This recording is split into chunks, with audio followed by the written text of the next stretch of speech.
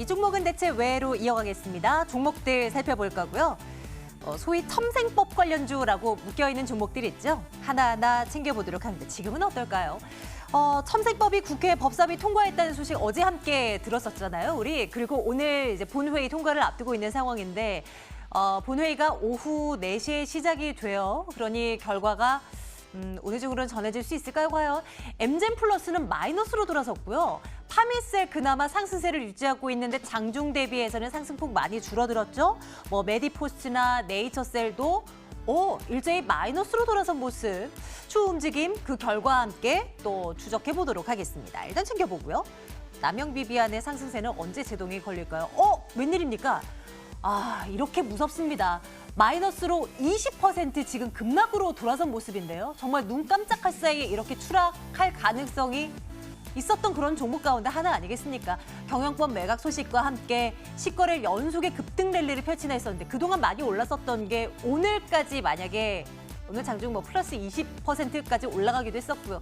그 정도라면 한 200% 올라설 수도 있었을 텐데 지금 이제 나락으로 떨어진 모습, 투자 경고 종목으로 지정돼 있고 당연히 주의를 기울여야 하는 종목입니다. 이렇게 확인하고 가겠습니다.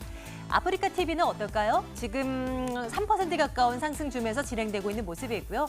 별풍선 매출이 여전한가 봅니다. 2분기 영업이익 기준으로 봤더니 1년 전보다 56% 증가한 것으로 집계가 됐고 주가는 6만 원 선 회복을 넘보고 있는 그런 상황 확인되고 있습니다. 네이버 볼까요? 수급 견조합니다. 1% 넘는 상승 현재 유지가 되고 있는 상황이고요. 금융업 진출 기대감 속에 외국인 러브콜 지속되고 있고 기관 쪽도 괜찮고 어제 시가총액 순위 코스피 기준 5위 잠깐 찍기도 했는데 지금은 7위권으로 좀 밀려나기도 했습니다만 언제고 순위는 충분히 바뀔 가능성 점쳐지고 있습니다. 14만 원 기록이 되고 있습니다. SM은 전략을 좀 들어보도록 할게요. 오늘 장중한 때 10% 이상 낙폭 키우기도 있었습니다.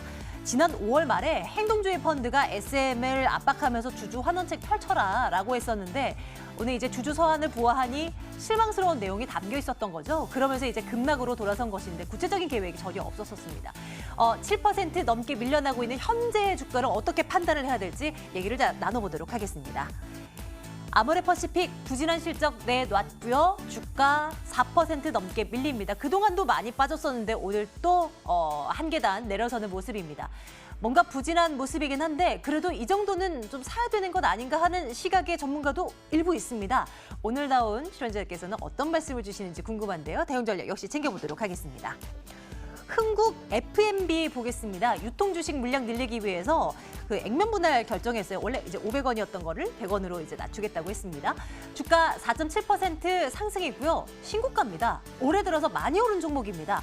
어떤 내용을 담고 있는 기업인지 분석 들어가도록 하겠습니다.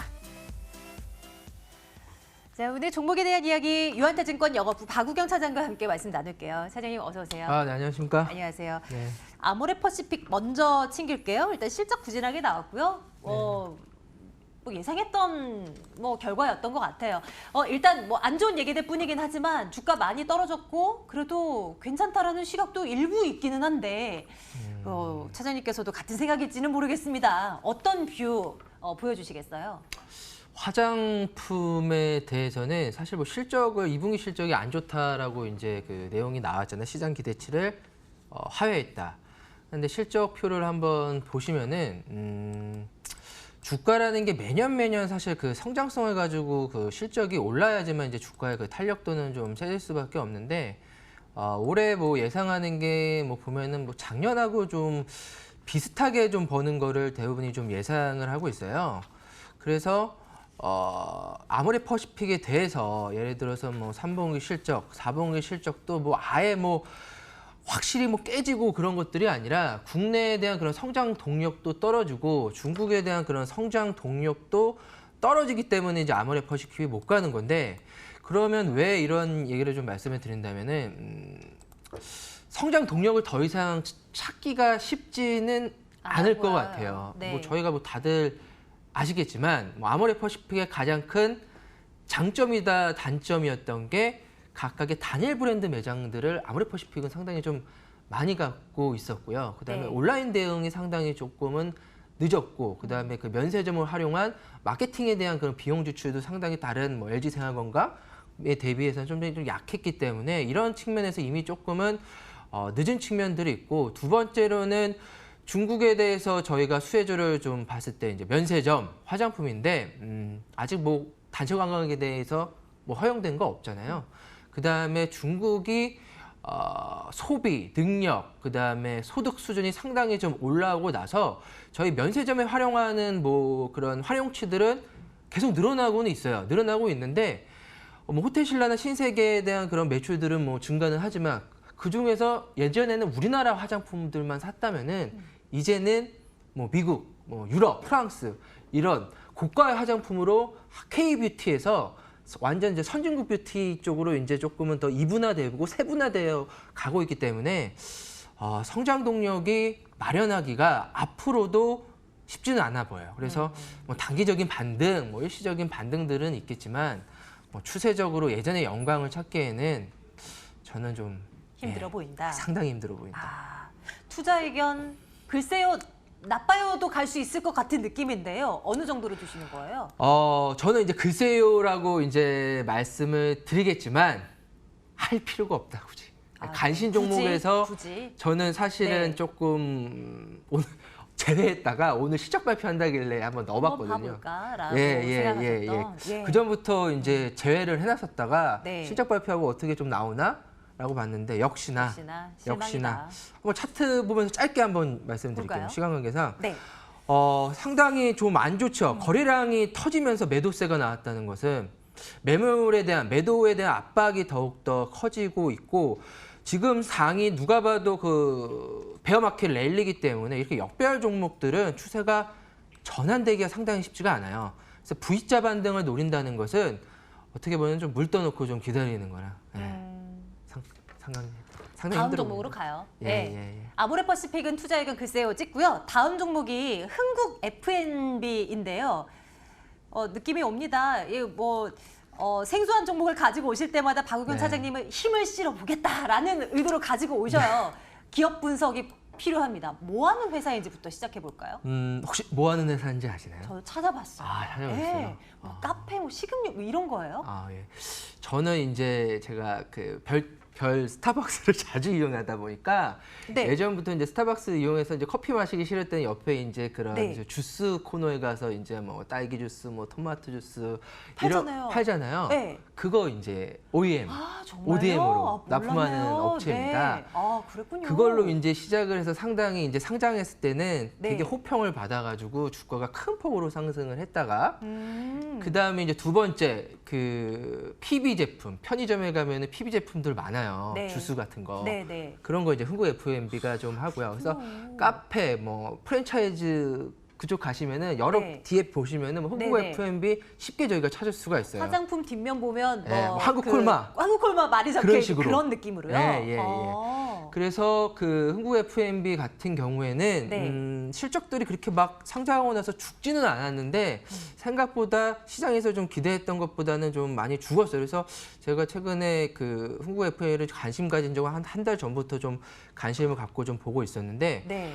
뭐 IR 자료 뭐 자기들이 이제 발표한 IR 자료들을 보니까 외형 확장하느라고 그동안에 이익률을 좀 까먹었다라고 네, 하더라고요. 네. 그래서 올해부터는 이미 다 확장된 상태에서 끌어들이는만 남았는데 그렇게 진출했던 게 뭐 디저트, 그다음에 커피 이런 네. 쪽 원료까지도 지금 진출하고 있다라고 좀 보시면 되기 때문에 흥국 F&B 저희 뭐 라이프 스타일에 대한 그런 그 사이클이 그 변화가 되면서 수혜받는 업종임에는 좀 분명한 것 같아요. 그 사이에서의 그런 얼마나 많은 그 흥국 F&B가 MS를 차지하느냐가 이제 관건인데 전반적으로 좀 늘어나고는 있어요. 늘어나고 있고 매출로도 확인됐고 1분기 실적도 상당히 그 괜찮게 나왔기 때문에 저는 좀 기대가 되는데 거래량이 대주주가 사실 물량이 되게 많아요. 한 60 몇 프로인가요?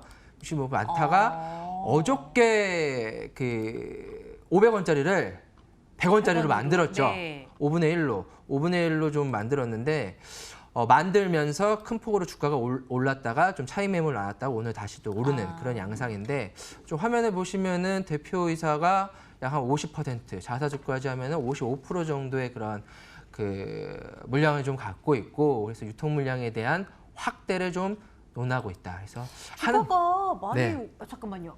이게- 올해만 좀 네. 제가 한번 보여드릴게요. 이거 보시면 깜짝 놀라실 볼게요. 분들 되게 많아요. 이게 일봉이고요. 아, 이게 주봉으로 보여드릴게요. 주봉으로 보면은 상장되고 나서 이렇게 그때는 굉장히 또 높았군요. 그렇죠. 2015년에 네. 한창 이제 스타벅스, 뭐 납품하고 뭐 PB 제품, 편의점 활발하게 막 시장에서 핫할 때 그런 제품으로 납품한다 그래가지고 네. 음료점, 주스, 스무디 네. 제품으로.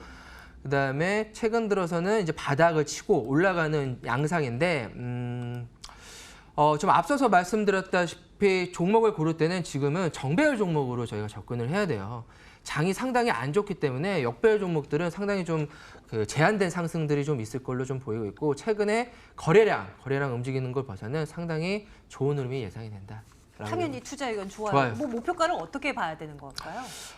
글쎄요. 제가 목표가를 이게 단순하게 그 조금 지금 현재로서는 저는 목표가를 딱 정해놓고 하지는 않는데 네네. 굳이 뭐 기술적으로 한다면은 약 14,000원이 그 주봉상으로는 좀 걸려 있더라고요. 그래서 단기 목표가는 뭐 14,000원. 저는 네. 매수하고 좀 고해보자라는 입장입니다. 생소하다라고 생각했는데 실질적으로는 우리 생활에 정말 밀접해 있는 기업 가운데 하나이군요. 흥국 네, F&B 눈여겨보도록 합니다. 시간이 얼마 남지 않았네요. SM에 대한 말씀은 그렇게 길게 하지 않으실 네. 것 같아서 앞종목을 좀 길게 한번 끌어봤습니다. 많이 떨어지고 있어요. 네. 그리고 그 행동주의 펀드에 어떤 기대를 실었던 투자자들이 이제 일제히 실망하는 모습을 보여주기도 하고요. 어떤 관점으로 볼까요? 당분간은 어렵겠습니까? 예, 당분간은 뭐 그 실망스럽게 이수만 회장이 답변을 했죠. 그 주주에 대해서 생각 좀 해라고 했을 때, 그래서 지분율을 봤더니 이수만 회장 쪽이 20%, 그 다음에 국민연금 10%, KB자산운용 7.5%, 한국투자밸류가 5%인데 향후에 주가가 올라가려면은 본격적인 지분 싸움이 한진그룹처럼 좀 일어나야지 네. 주가의 상승 탄력도가 높을 것 같아요. 그래서 KB자산운용에서 서한 보낸 거에 대해서 행동을 언제 하느냐에 따라 가지고 주가가 상승할 수가 있을 것 같은데 지금 현재로서는 글쎄요, 지켜보자. 그래서 지켜봤다가 주가가 네, 조금 네. 싸움할 때 가보자. 라고 좀 말씀드리겠습니다. 좋습니다. 그러면 뭐 오늘은 여지없이 내일장 탑픽으로 뭐 이 종목 가야 되겠네요. 흥국 F&B. F&B 가지고 예. 고 해보자 네. 라는 의견 눈여겨보도록 하겠습니다. 앞으로 추이가 어떻게 진행될지 여러분들께서도 관심 종목 리스트에 이 종목 하나 오늘 추가해 두시죠. 네, 유한자증권 영업부 박우경 차장과 함께 말씀 나눴고요. 이제 마감 점검하러 가겠습니다. 차장님 오늘 고맙습니다. 감사합니다.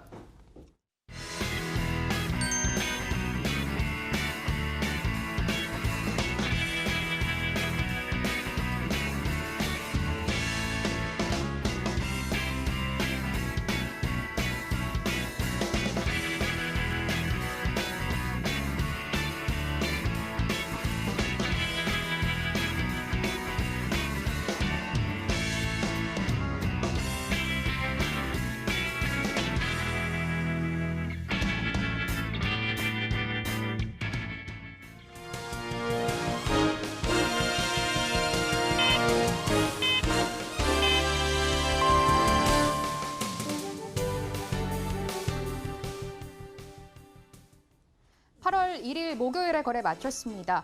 간밤 미국 연준이 금리를 인하했지만 생각보다 매파적인 파월 의장의 발언에 시장은 기대치에 못 미친다라는 이 생각을 내놨습니다.